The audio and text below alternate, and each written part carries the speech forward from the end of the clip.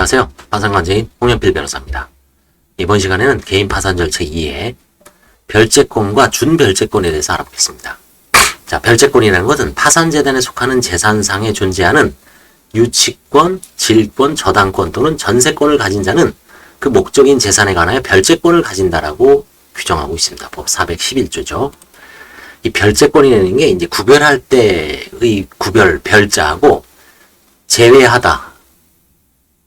그래서 파산 절차와 구별되는 별개의 절차, 제외되는 그런 의미라고 볼 수가 있습니다. 한자로 보면 일본에서 나온 말이겠죠. 법상 명문이 규정이 없으나 특별법상 인정되는 비전형 담보권, 가등기 담보권이죠. 양도담보권도 별채권에 해당한다.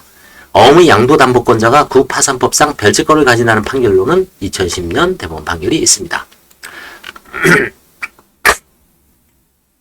대법원 이 판결 84조는 유치권, 질권, 저당권 또는 전세권을 가진 자는 그 목적인 재산에 관하여 별채권을 가진다고 규정하고 있는 바, 어음의 양도담보권자는 채무의 어음 발행인에 대한 어음상 청구권에 대하여 담보권을 갖는다는 점에서 별채권을 가지는 것으로 열거된 유치권자나 질권자 등과 다름이 없으므로 구파산법상 별채권을 행사할 수 있는 권리를 가지는 자로 봄이 상당하고 그 어음 발행인을 채무자와 함께 채무를 부담한 자로 볼 수는 없다. 별채권을 가진다고 볼 수 있다. 별채권은 파산 절차에 의하지 아니하고 행사합니다. 파산 절차를 무시하고 행사할 수 있습니다. 임의경매죠. 대표적인 게 412조. 별채권자에게도 면책결정의 효력이 미치므로 별채권자였던 자로서는 담보권을 실행할 수 있을 뿐 채무자를 상대로 종전 파산채권 이행을 소로서 구할 수 없다는 것이 대법원의 입장입니다. 대법원 판결 소구할 수 없다.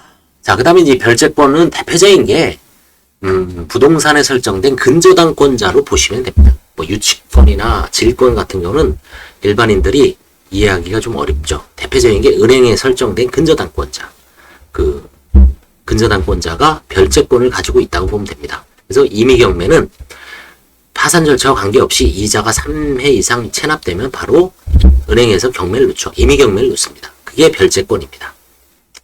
자, 그 다음에 이제 별채권자와 약간 구별되는 게 준별채권자 또는 조건부 파산채권자라고 합니다. 임차인이라고 할 수 있습니다.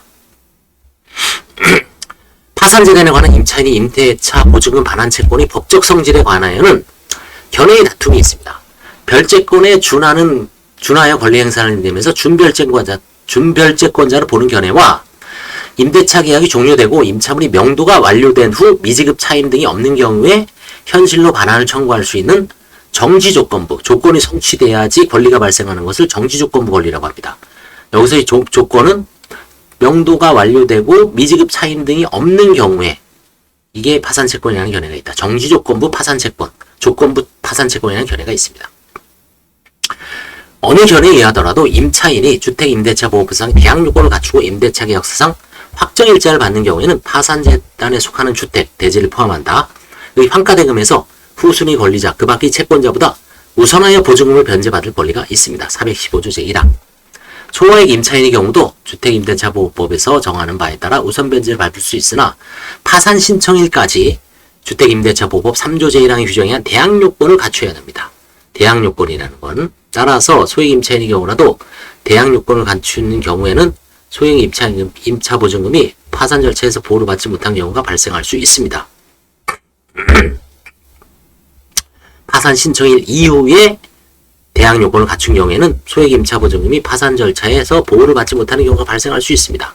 소액 임차인의 경우 파산 신청일까지의 대항 요건을 갖춰야 한다는 415조 제2항 단서의 입법 취지는 파산 신청일 이후의 채무자의 친지를 소액 임차인으로 하여 소액 임차 보증금을 받아가려는 탈법 행위를 막고자 하는 겁니다. 파산 선고시가 아니라 파산 신청일 전까지 대항 요건을 갖추어야 합니다. 별채권자와 준별채권자, 별채권자와 준별채권자 혹은 임차인은 정지조건부 파산채권자라고 할 수 있습니다. 정지조건부가 있으니까 차임 같은 거를 뭐 다 만납하고 그런 깨끗한 권리죠. 그래서 별채권, 준별채권, 별채권자의 대표적인 거는 근저당권자, 준별채권자의 대표적인 거는 임차인이 있다고 할 수 있습니다. 이번 시간에 별채권과 준별채권에 대해서 공부해 봤습니다. 감사합니다.